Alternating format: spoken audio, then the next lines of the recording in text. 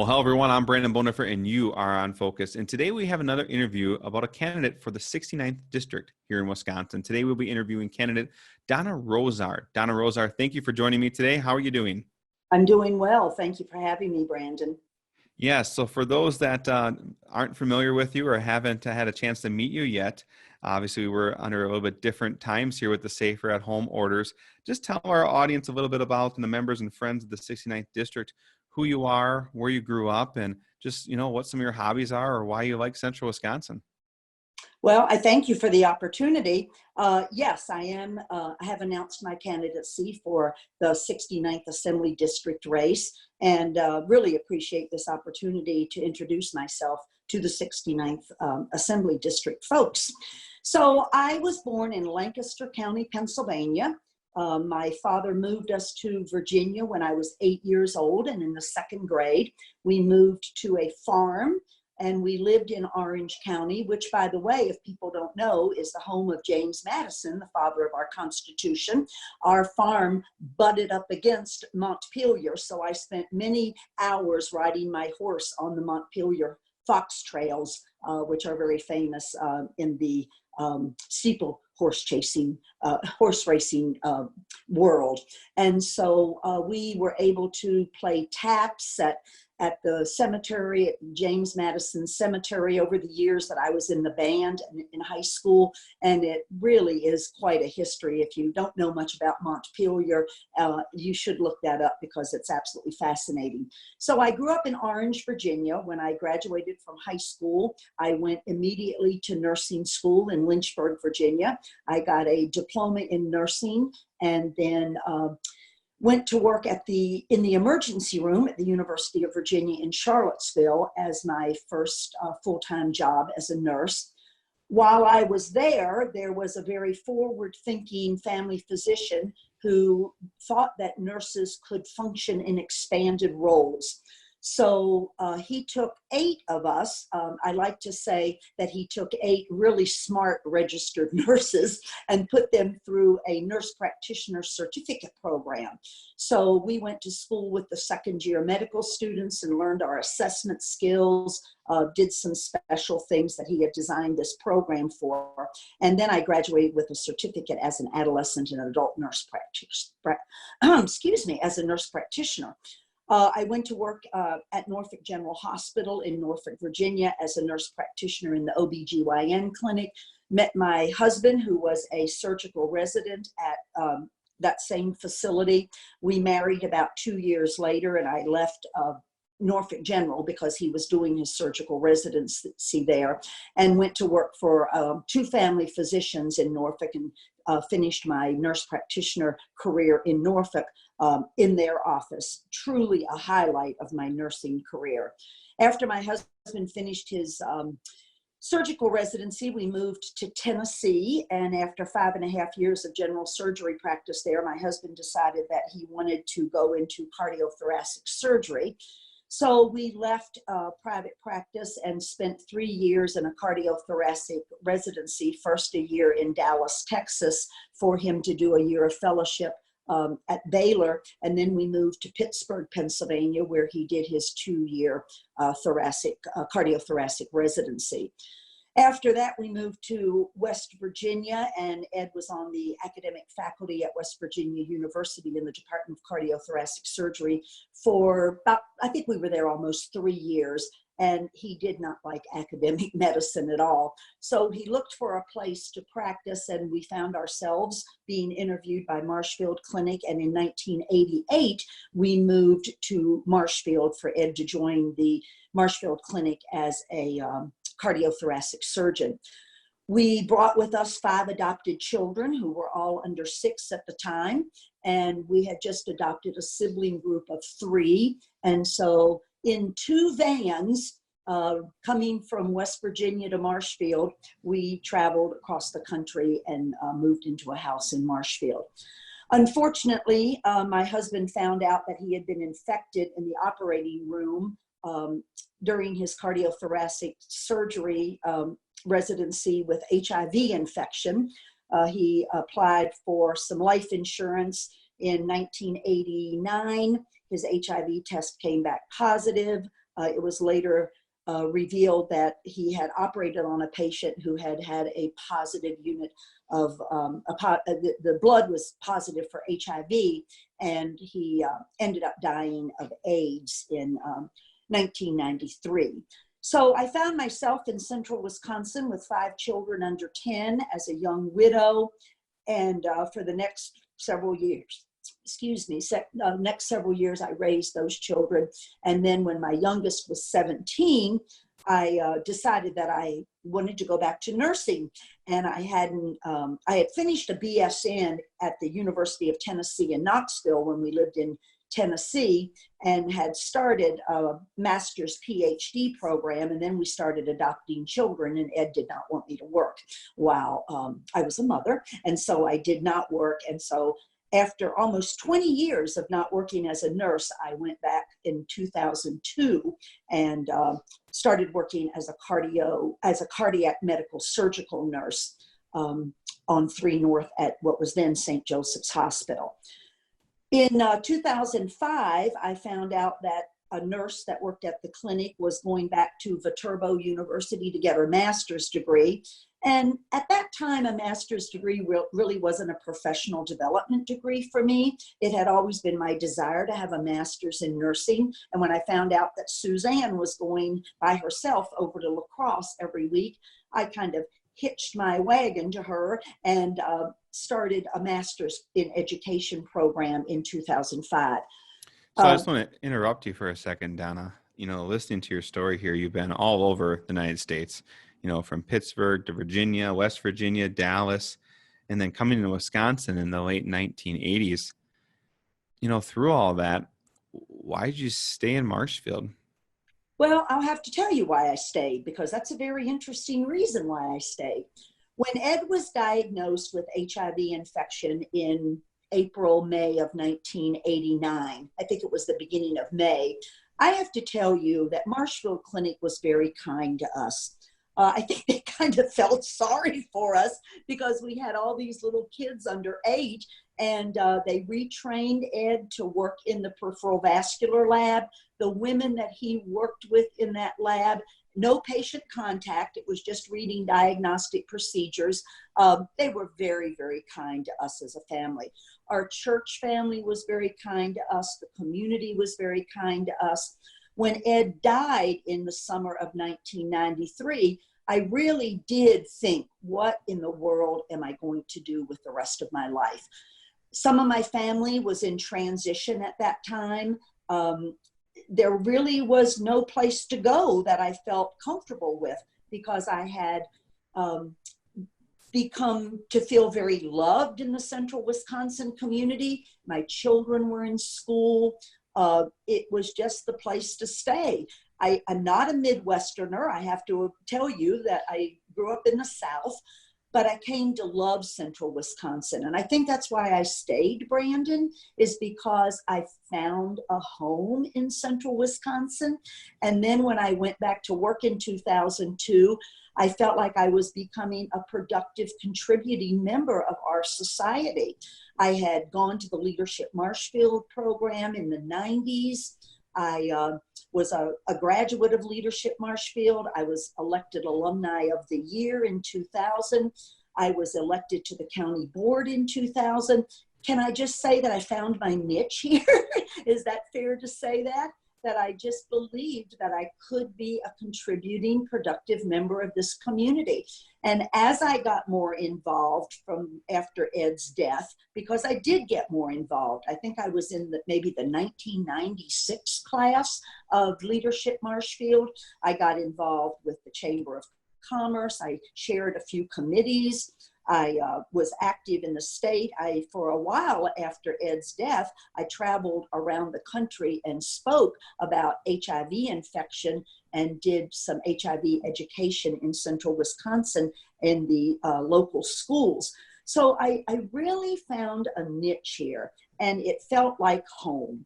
And here I am, Brandon, all these years later, still contributing. Because when I went back to school, and then when I finished my master's degree in nursing education in 2008 at Viterbo, I was picked up by Marian University in Fond du Lac, and taught weekends for their nursing students for a while. And then in January of 2009, there was a position open at the Marshfield site from the University of Wisconsin-Eau Claire. We have a satellite clinic, a satellite campus over here in Marshfield. A position opened up and I started teaching for UW-Eau Claire College of Nursing, teaching clinicals and pharmacology and assessment courses. I've taught a couple of courses over the time that I've been with UW-Eau Claire. I am retiring from UW-Eau Claire College of Nursing in May. That decision was made last summer that I would only teach one more year, handed in my resignation in September, and then this opportunity opened up to run. So I still work as a casual nurse on 3 North. So I've been a cardiac medical surgical nurse for almost 18 years now. Have worked with wonderful staff members as a cardiac medical surgical nurse. I have to tell you a story. I remember when I first went back to nursing, one of the nurse practitioners went in to see one of my patients, and the nurse practitioner said, you know, I see here on your chart, because we still had paper charts at the time, I see on your chart that you had surgery back in 88 or 89 or something. And he said, yes, I did. And my surgeon died. And I just kind of reacted. I know Judy saw me just kind of go, oh my goodness. And because I realized that that was my husband that had done that surgery. And we walked out of the room and Judy said, why did you react that way when that patient said, I said, because that doctor was my husband, Judy. And she just kind of went, oh my. So I really had a connection with this community after what we had gone through as a community with Ed's disease and death, and the support that I got. So that's a long answer to why I stayed in central Wisconsin. Well, Donna, I'll be very matter of fact with you.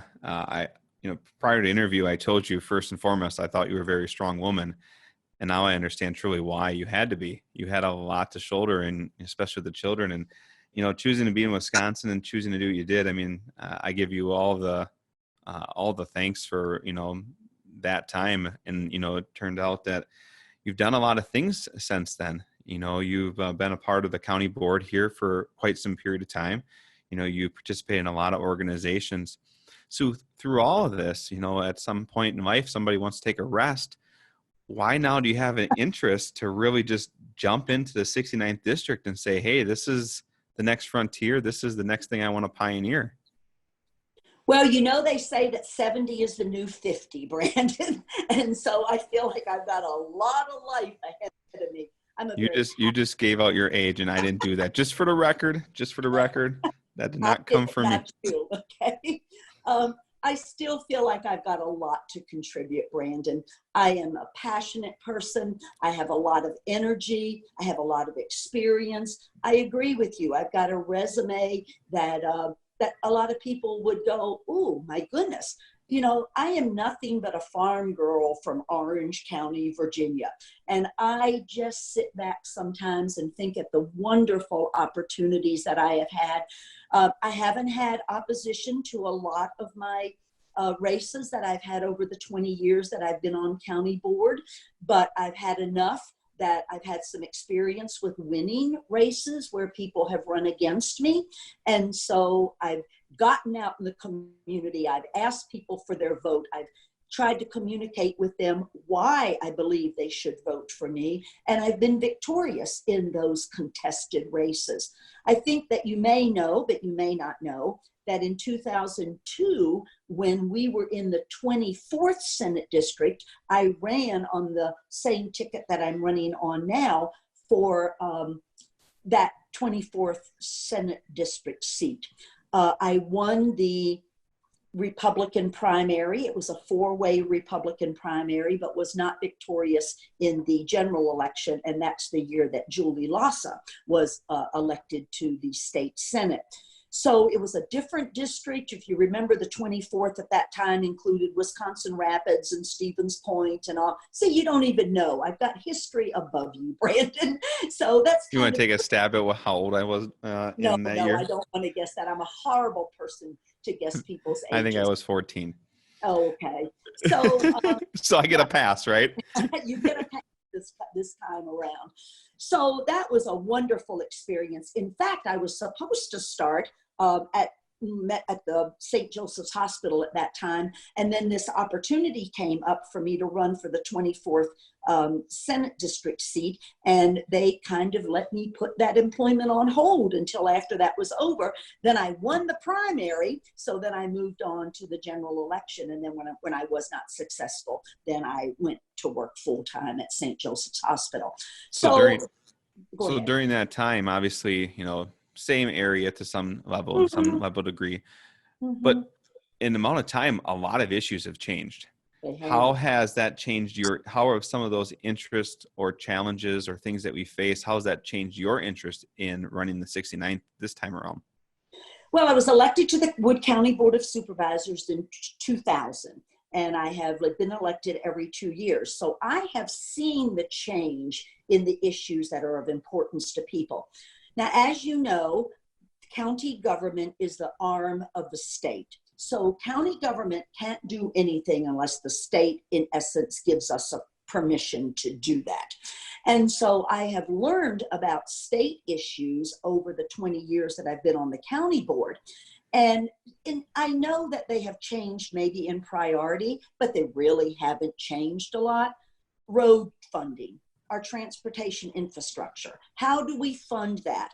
And I can just tell you the 2021 budget is going to be tough, not only at the state level, but at the county level, because we've had a lot of revenue during this COVID-19 situation, and post-COVID-19, we're really going to struggle, I think, with budgets because of revenue shortfalls.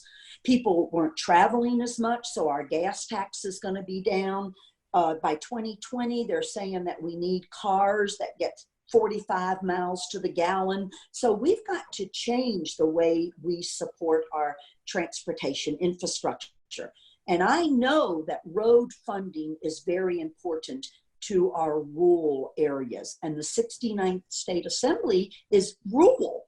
And so we have to come up with a good way to fund our transportation infrastructure, because we need our roads to move people and goods, people to work and goods to the market. And we've got to come up with a better way to finance how we keep our transportation infrastructure quality. I've been out and about in the 69th Assembly District over the last weeks. And I've been on some gravel roads that I've never been on before. And it's been very interesting to get out and meet people that have been willing to sign my nomination papers out and about. And it just is a beautiful district. I've taken some back roads so that I get to know the district a little bit better. But road funding is going to become a challenge more and more. We've got to change the way we fund our transportation infrastructure. And I understand that because we bonded for some highway maintenance in Wood County because we're not getting the transportation aids that we need from the state. So participating in that discussion at the state level, knowing the effect of those discussions on local municipalities, I think will be a real interesting thing for me to participate in. So that's one. Yeah, and you talk about infrastructure, and I think what we're going to learn from this COVID-19 is that infrastructure is going to be the keys to our success in the rural areas. You look at the number of people, especially parents, that have struggled with helping their kids with simple homework projects because they simply don't have access to the internet and the bandwidth isn't there. And we are really in a rural area for that. So when you look at, for those that know me, I my whole life is online. Half of my income comes from places outside of 30 miles, 100, 200 miles of this area, and I do it online. And it's one challenge that I see every day is businesses that really embrace the digital world right now and invest in it. There's no limits to where they can sell their goods and services. But if no different than you said, if we don't have the roads to transport those goods, the intellectual highway isn't there either. So, that's another concern. And that's one that I think when we move out of COVID-19, we're going to see a whole nother basket full of needs that we didn't recognize that were really a priority that we should be looking at. Yep. So I think a lot of people are going to see that, the problems that we face, the ones that we're facing and the ones that we're leading ourselves to are only going to increase. And as you said, there's going to be some definite budget shortfalls. Talk about road tax, even the taxes at resorts for vacations, and a lot of those CVBs and tons of Mhm. events are all being postponed. So there's a lot of things there. And, that's a good question. I'm sure everybody has a lot of concerns and a lot of topics themselves. And we could probably make a whole conversation about some of the topics and some of your ideas, and we will do that because I think that's going to be very Yep. powerful. Yep. But for those that want to connect with you and kind of share some of their concerns, what's the best way to get a hold of Donna? Well, I'm on Facebook, so you can like me on Facebook. I also have a campaign Facebook page. People are messaging me through that. This has been a challenge to get signatures because, candidates are used to going door to door and getting signatures. I've been, in the mornings, I may spend, when I have time, an hour and a half on the phone setting up people that I can just go to their house and say, I'll be there between 1 and 4. Some people have just had me lay my signature page on the stoop of their porch, and they've reached out, they've gotten the page, they've taken it in and signed it and then brought it back to me. Other people are coming out in the driveway and they're, texting me and say, I'll be glad to sign your papers. Would you just call me about a time? I'm traveling the distance. I'm getting, I'm within the 69th state assembly, and I'm connecting with people. I'm visiting communities. I'm going around with people who know people in that community, and we're touching base with people so I can get signatures. I was in Abbotsford Colby on Wednesday. I was in Stratford yesterday getting signatures. So that's the way I'm connecting with people. I have people getting signatures for me, but I feel strongly about getting out there. Now I'm finishing a semester, so I've not been able to get out there as much as I want to until May 24th, which is my resignation date as a nurse educator, my retirement date, I guess I should say, instead of resignation. But I do want to get out. I want people to see me. I want people to ask me questions. I want to find out, I want to be the voice of the people. I can't be the voice of the people if I don't know what the people care about. And so I want to get out and find out what are their concerns, what would they like a state representative to do in Madison, so they can connect me on Facebook. I have a landline, and that number is 715-387-8121. I answer those messages when I get them and call people back. And we'll get a website put up here soon. And I just look forward to connecting with people in the weeks ahead prior to the August 11th primary.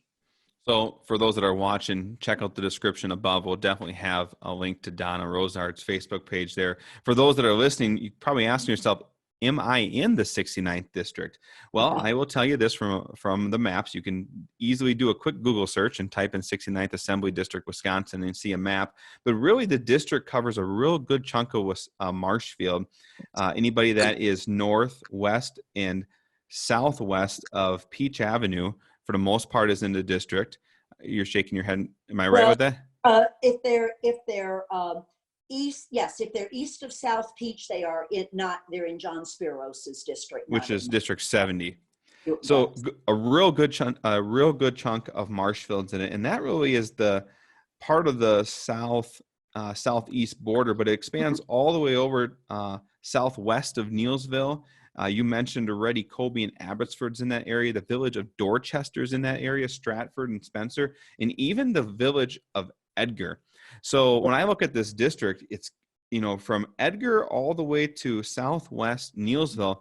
That is a really long territory, and there's a lot of different communities, and you spanned over 3 different counties, Clark, right, Wood, and Marathon. So you talk about your experience on the Wood County Board.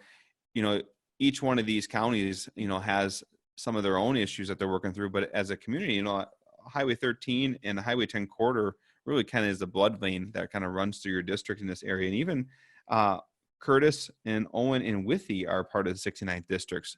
So you have the whole 29. Owen, but not Withee. Not Withee. Yes, you're right. Yeah. Owen, but not Withee. It must cut off at Creekside there. For It those who does. ever been to Creekside in the morning, the Creekside Creamers are there. You might run into my wife's grandma. She's a sweet soul. Oh, For the So those are watching. So Donna, obviously, those that want to connect with you, go ahead, check out her page in the description. Give her a message or two. Donna, when you get a handful of questions from people in the district that you feel that you want to address, reach back out to us. I'd love to carry on that discussion. I think, as we move through this campaign over the next few months, I encourage all the candidates to reach out to us, share the feedback that you're getting from the district and the people that live here, as we just try to do a better job educating those right, that are around us. As right. you make a campaign, you talked about some of the measures that you're taking to be respectful and responsible with the CDC's guidelines and just trying to keep everybody safe at home.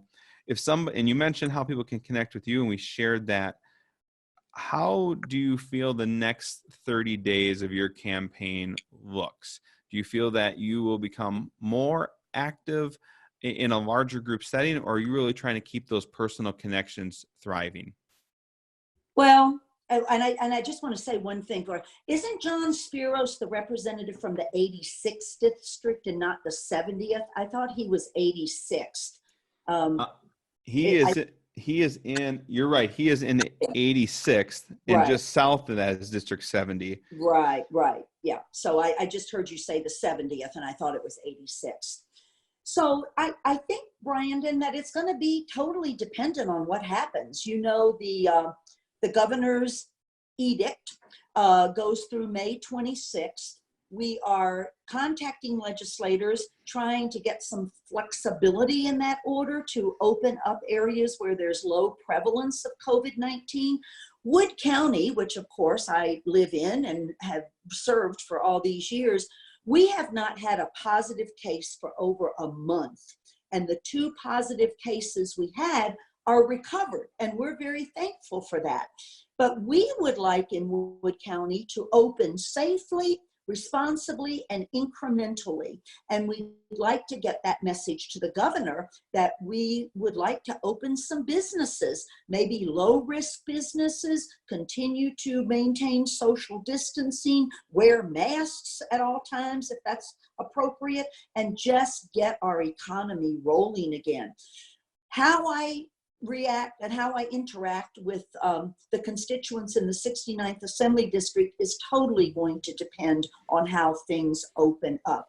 I will repeat again, I'm not retiring until May 24th, so I've got papers to grade, I've got students to get graduated, and so that's going to be my focus here in the next couple of weeks, continuing to get my signatures because we need these 200 to 400 signatures, and so I'm continuing to connect with people to do that, and I just want to talk to people. So I'm on the phone a lot, Brandon, because I can't go to their house and visit with them, so I talk to them on Facebook or, communicate, and so every opportunity I get, I will connect with people.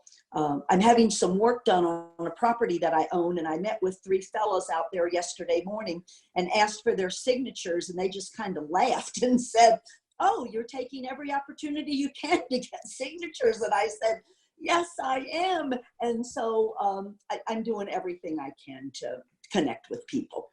Oh, absolutely. And just, you mentioned again, it's you're grading papers and such and trying to get students graduated. A year ago, when you decided you're going to retire this year, did you think that this would be the way you'd be going out? No, it was not. And I am so sad in a way. It's been very hard because I love my students, and I think that if you talk to my students that I have taught over the years, they would tell you, number one, the lady loves to be a nurse, okay? And then number 2, she loves teaching us what she has learned over the years that she's been a nurse.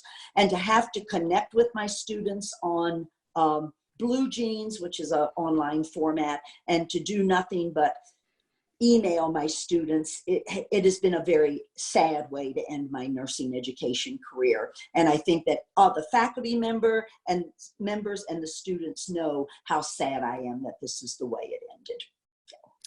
Well, it's just the beginning, maybe another chapter for you. Donna, I want to thank you for joining me.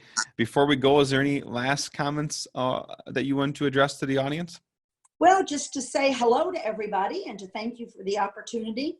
I am very approachable. You can find me, and I look forward to seeing you when these restrictions are lifted so that I can talk to you face to face, find out what the issues that you're concerned are, and truly be a voice for the 69th Assembly District and take the values of this district to Madison.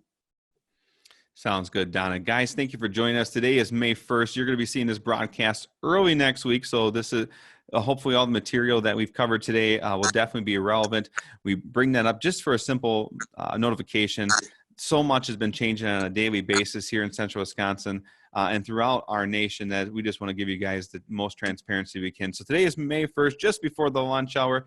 Guys, thank you for joining me in this conversation. Throughout the next several months, we're going to be covering a lot of topics and concerns of yours as we get ready for the general election in November. So continue to follow us, hit the subscribe button, send us messages on things that you want to hear and who you want to hear from. I'm Brandon Bonifant on Focus. Until we see each other again, thank you for tuning in.